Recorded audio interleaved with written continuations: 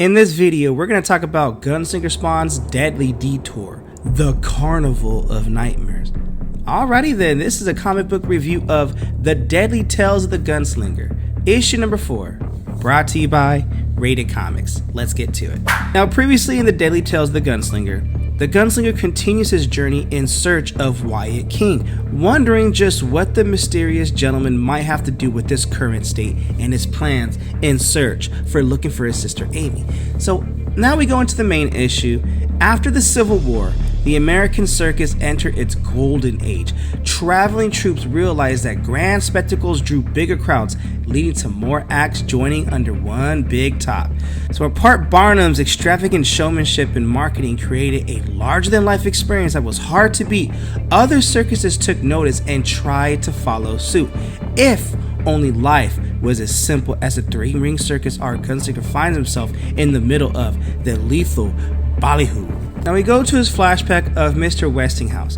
He is, I guess, the leader of the circus guy. He is the showman. He is the creator. He is the owner of this circus. Now this lady and him are talking about like, hey, you know, we got one grand finale up our sleeves because these guys that are on payroll, they don't want to be paid in food. They want to be paid in cash, all right? Food is good, but man, they want some cash, all right?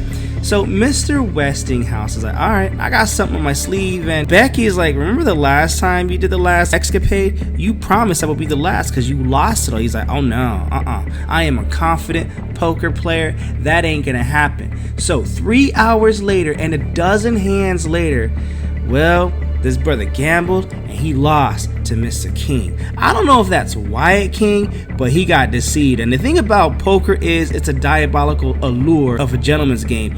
You earn your keep because you have to know the man, not the game. Well, you have to know the game too, but you also got to know the man. And Wyatt King just took advantage and took Mr. Westinghouse to the house because he is the house. You know, he lost all that. And the thing is, even though he gambled and lost, Mr. Westinghouse thinks he's great at poker, but he loses all of his money. So he promised him something of great importance because Mr. King's like, you need something more than cash to cover this, all right?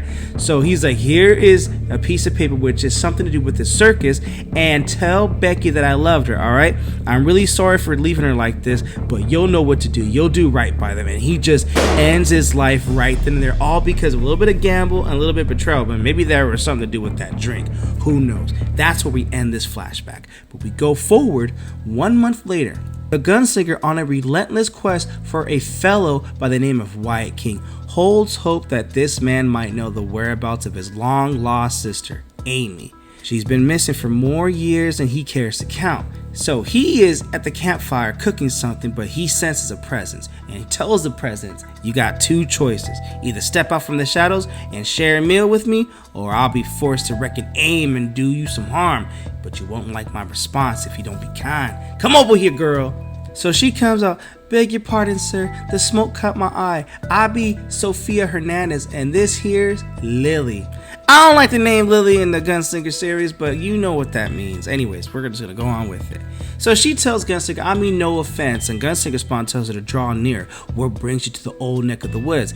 And she tells him, Lucy, my daughter, she's 16, and evil men plucked her from my side. Whereabouts? Close by, she says. For what reason, says the Gunslinger. They aim to drag her back to the circus to exploit her. They do. They're heading west to Sacramento, California to join. They snatched her, and you know, Lily's here, so I saved her. But what I'm looking for is a loan of a shooting iron to reclaim my daughter from those scoundrels, and you be that loan of shooting iron. Says Gunslinger Spawn. How many scoundrels? So she tells him. So now you see these brothers at a campfire. We see her daughter Lily right there just being tied up, and these men are breaking back and forth on what to do and how they're gonna do it. It doesn't have much to do with the story, but this guy right here with the mustache, who looks like Mr. Westinghouse or whatnot, seems to be protective of Lily. So even in the dark of night, their carefree trail was easy for the Gunslinger to track. She told him about the men, and he told her to wait, to stay back while he makes good on his promise to save her daughter. But Gunslinger knew Sophia, his orders would fall on deaf ears. She trailed him at a cautious distance, the dead of night shielding her movements until her horse's whining betrayed her stealthy pursuit. His hope was she would stay back far enough so he could wrangle the problem before them. But even now, she's there, And Gunslinger Spawns to take care of business. So he asks, which one of you is Elroy? And Elroy's like, I am, but who might you be? And you can see he's protective of Lily. He's like a friend of Sophia. I'm here to take the girl now. And these henchmen are listed, Mr. I don't know who told you this, but this ain't got nothing to do with you. The girl is property of Mr. King, the croak of the Crow Circus. Wyatt King, says Gunslinger. Oh yes, he owns a circus. Now she's his property. And Gunslinger Spawns like, property? She isn't even a horse. Like, you better stop all that bull jive. And the henchmen are like, well, she's practically livestock and she's got an eye full of them horns. She ain't people. She's definitely meant for the circus. So Gunslinger asks Lily, these men hurt you? And Elroy is like, I won't let anyone harm a hair on her to protect her. That's her man right there. So Gunslinger Spawn proposes a deal, a trade.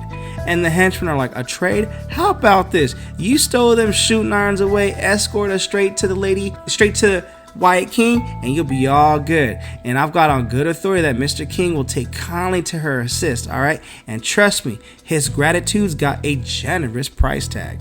So they're further trying to convince Gunslinger Spawn it's a good deal, mister, seeing as you're outgunned. How about I return the girl to her mother and your boys take her to your boss? I'll make this worth his while. It's an even trade. Gunslinger Spawn's speaking that game right now. He's speaking that smoke. He wants that smoke.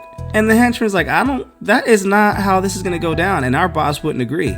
And Gunslinger Spawn gets pissed. The tensions are rising. In case you haven't noticed, my friend, my gun is pointed right at your head. Sir, you shoot me, my other 3 associates will kill you dead. Maybe, maybe not, but still, you'll be dead. Enough, says Sophia. Excellent point, my strange friend. But I think it's a chance I'm gonna have to. Before you can finish this sentence, no, we got our answer right there.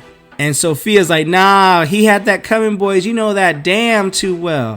I don't want to, but before you know it, ain't no room for words. It's guns off, blast off, just like that. Just like my boy Brent Fong blasted off on the membership, so I appreciate you, buddy. And I think I need to add more perks. And I also want to take the time to let you know that this video is sponsored by coffee. So if you'd like to buy a boy a cup of coffee, link in description, or donate to the super thanks.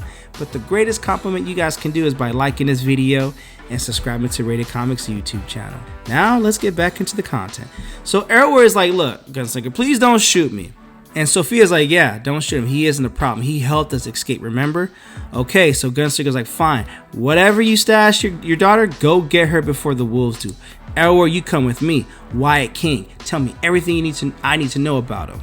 And Elroy tells him, well, he took the reins of our circus around the time he lucked out on the wager.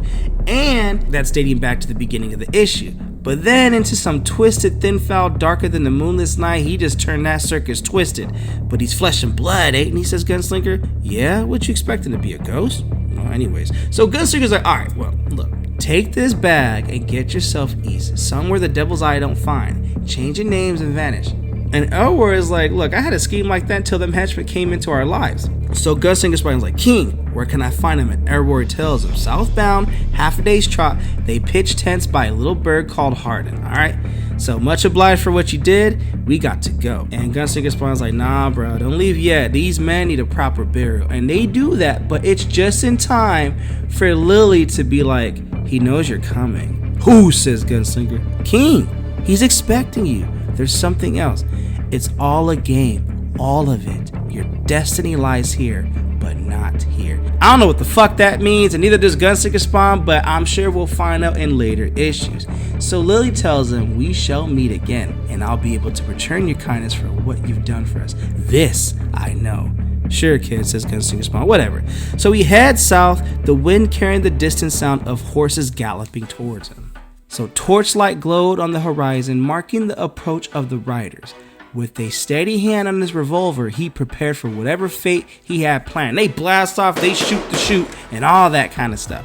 So perplexed, Gunslinger Spawn charges forward as he watches these mysterious men take direct hits without flinching. And Gunslinger Spawn's like, I know my aim is not for poop. I'm hitting him, but it is not hitting him. So Gunslinger Spawn realizes too late that his pistols are useless against them. And he gets decked in the head and goes off his horse. And Gunslinger Spawn's last shots all hit their mark, but to no avail. Gunslinger feels a shift in the air around him. Panic sets in. His bullets are empty. He can't focus, and he doesn't know who they are. And that is the end of the Deadly Tales of the Gunslinger, issue number 4. Gunslinger Spawns Deadly Detour and the Carnival of Nightmares Part 1 ends here. What you guys think of the comic book? Comment below, let me know. I thought the story was great, but my only but is I know it's a guest artist and I just wasn't feeling the art for the vibe of this story. I don't know. I'm used to more gritty art than that when you're telling a Gunslinger Spawn story. To me, this feels a little cartoony. But that's just me. What you guys think? And don't forget to check out RatedComics.com for some really cool limited print rated comic exclusives to add to your comic book collection. Support the art, support the industry. With all that being said, thank you again for watching. Until the next upload.